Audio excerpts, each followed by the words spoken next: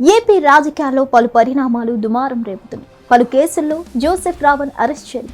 ఈ నేపథ్యంలో next arrest ఎవరనే ప్రశ్న తెరపై హల్చల్ చేస్తుంది. ఏపీలో నెక్స్ట్ టార్గెట్ నటుడు ప్రకాష్ రాజ్ అని తెలుస్తుంది. ఇప్పటికే జోసెఫ్ రావణ్ అరెస్ట్ జరిగింది. ఉగ్రవాద నిర్మూలనకు సంబంధించిన చట్టపరమైన కేసులు ఆయనపై నమోదయ్యాయి.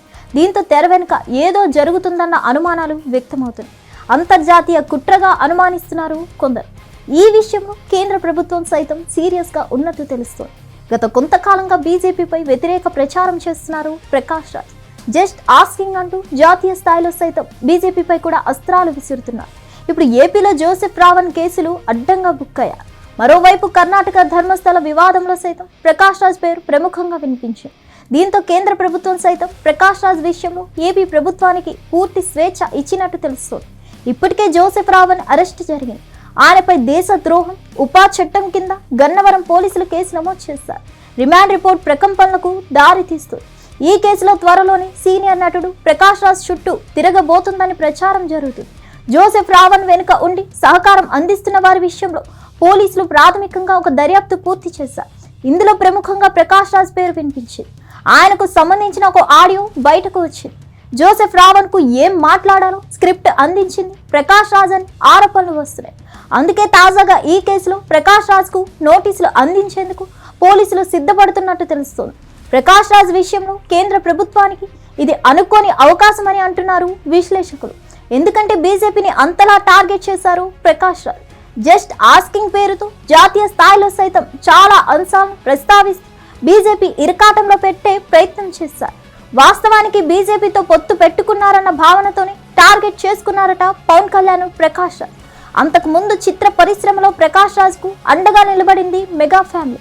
మూవీ ఆర్ట్స్ అసోసియేషన్ అధ్యక్షుడిగా ప్రకాష్ రాజ్ ను నిలబెట్టింది.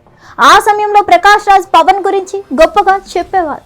అటువంటి ప్రకాష్ రాజ్ పవన్ కళ్యాణ్ టార్గెట్ చేసుకోవడం వెనుక బీజేపీ కారణమని అంటున్నారు. బీజేపీపై ఉన్న వ్యతిరేకతను పవన్ పై చూపిస్తున్నారని చెప్తున్నారు రాజకీయ నిపుణులు. ఏపీలో ప్రస్తుత పరిస్థితులకు అనుగుణంగా జాతీయ స్థాయిలో సైతం మత వివాదాన్ని తెరపైకి తెచ్చేందుకు కుట్ర జరుగుతుందన్న అనుమానం కేంద్రంలో ఉంది. దీనిపై స్పష్టమైన సమాచారం కూడా ఉన్నట్లు తెలుస్తోంది. అందుకే జోసెఫ్ రావణ్ పై దేశ ద్రోహం కేసు నమోదైందని అంటున్నారు. అయితే దేశ స్థాయిలో మత విధ్వంసాలకు సంబంధించి స్పష్టమైన సమాచారం ఉన్నందున జోసెఫ్ రావణ్ వెనుక ప్రకాష్ రాజ్ ఉన్నారన్న సమాచారంతోనే కేంద్ర ప్రభుత్వం గ్రీన్ సిగ్నల్ ఇచ్చినట్టు తెలుస్తోంది. త్వరలో ప్రకాష్ రాజ్ కు నోటీసులు ఇచ్చే ఛాన్స్ కనిపిస్తుంది. చివరకు ఏం జరుగుతుందో చూడాలి. హిట్ టీవీ యాప్, ఇందులో short news, live news, entertainment shows, movies, digital magazines తో పాటు మీ జిల్లా వార్తలను కూడా ఫ్రీగా చూడొచ్చు.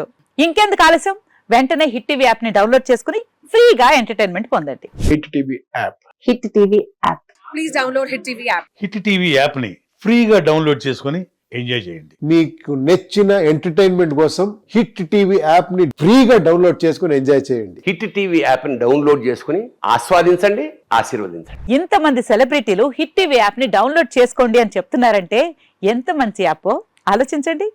అమెరికా అమెరికా అమెరికా అమెరికాలో చదవాలనుకునే వాళ్ళకి విశ్వసనీయమైన పేరు మన శౌర్య కన్సల్టెన్సీ. UK లో 1 year masters, UK లో 1 year masters, 2 years work permit up to 5 years visa. Contact Saurya Consultancy. Contact 89851 89851.